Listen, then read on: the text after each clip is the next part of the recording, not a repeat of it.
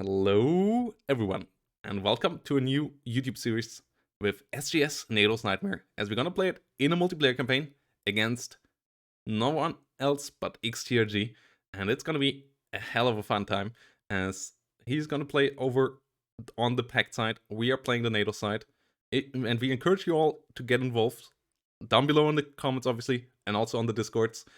Any kind of feedback is welcome. If you have the game or not, I'm also up to taking some strategies from people who don't have the game but just want to have some talks about strategies and so on. And obviously, everybody who's involved with Cold War will know a bit, so you're all welcome there. And yeah, I'm really looking forward to the stories that we will create as we're gonna play the Grand Campaign. And yeah, we're gonna have all of that up. And the Grand Campaign is quite massive, and it has a lot of units. It starts in July 1985 and is creating a fictional Cold War scenario where Gorbachev is falling off, and then all the other things we're gonna create all the storylines in the game ourselves with the cards. So that is all gonna be interesting.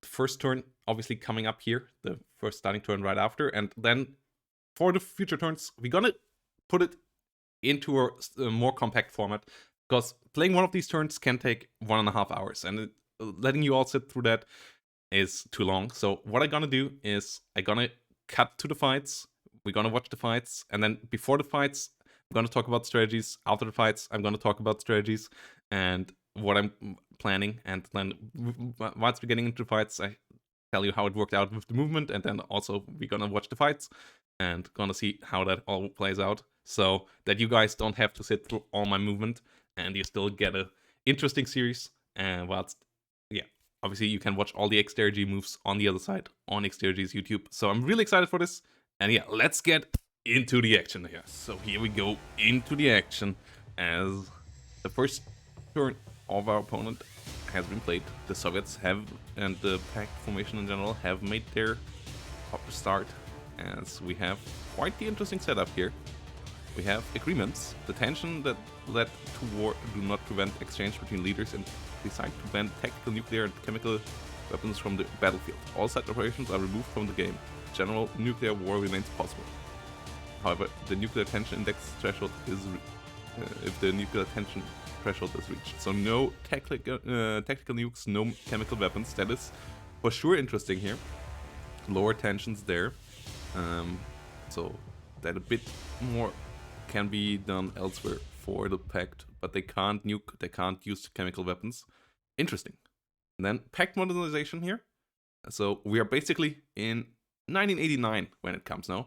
It says 1985 up here, but with pact modernization and the Gosplan, the Soviet and the pact military basically is kind of on the 1989 level of modernization, with T-55 AM2s everywhere and ADBVs and so on.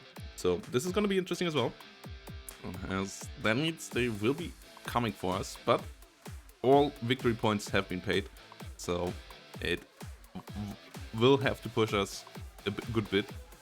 Joint command here, Soviet DDR joint command as well, so their leadership is better. A good couple of unrest cards here as well. Limited preparation for the Czechoslovaks and the Polish. No Hungarians, no East German preparations, but for sure quite the strong start here. Air superiority for the Soviet Air Force as well, the Pact Air Force, so they're gonna try to push us in that direction as well. So let's see what we're gonna do here to counter that. As we're gonna go into our own card phase now.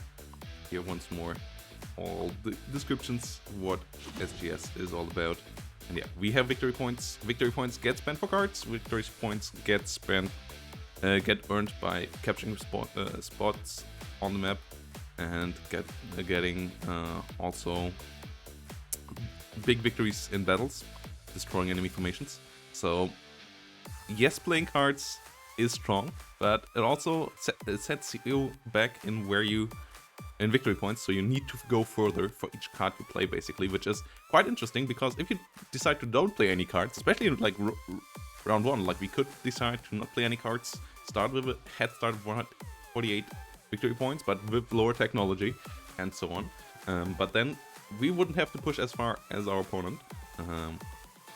So that could create some interesting scenarios. This is how you create different scenarios from each game. This is how the replayability of this comes in a lot, by just deciding who has to be the aggressor. Like, you can play a completely defensive pact as well if you want to, which could be interesting as well. But this is not what XTRG here went for. So let's go on and let's have a look on what is actually going on. Like, yeah, there's gonna be some side events here depending on mobilization and so on. There are also gonna be some insights on humanitarian things and so on. And yeah, let's go into the action. Here we go.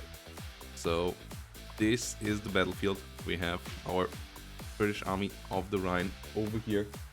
We have our 4th Division and so on over here. Oh no.